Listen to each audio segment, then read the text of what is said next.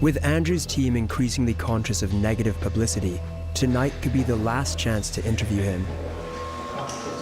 Do you consider the possibility that some of the things that you've said, which have been viewed 11 billion times, may lead to an attitude towards women that could be harmful?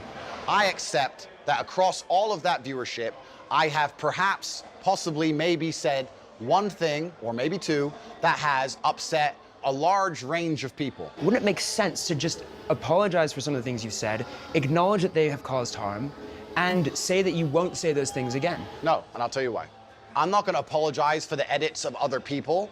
I'm not gonna apologize for the misunderstandings of other people. There's a whole bunch of clips people are making which make me look very bad. That's not good for my life. That's not good for business. The clips that portray you in a negative light also help the algorithm to make you become more famous and more viral. I'm not an expert on algorithms for social media platforms. I do not have most of them installed on my phone. I cannot control what a 15-year-old Singaporean decides to do when he chops me up and calls me names.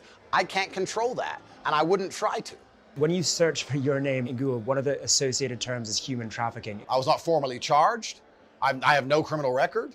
I've never human trafficked anyone in my life. Why then have the Romanian police said that the investigation is ongoing? I'm not sure where you got that information from. I'm not sure who said it. Is there some kind of procedure that must be completed? I don't know. There has been a lot of bad press about you. That's made some nervousness within members of the war, and why is that?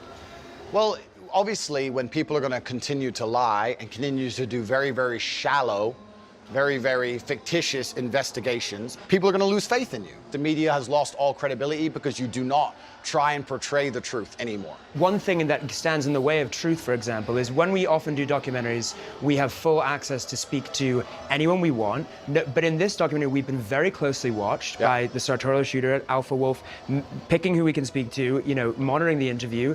What is it that you're worried that we're going to find out? These questions are so low. This is low. It's low. We let you in. We tried to take care of you, and you're sitting here and just attacking us for 3 hours, bro. The world is asking these questions, and the viewers will be asking these questions. It's the consistent leading questions, the consistent narrative.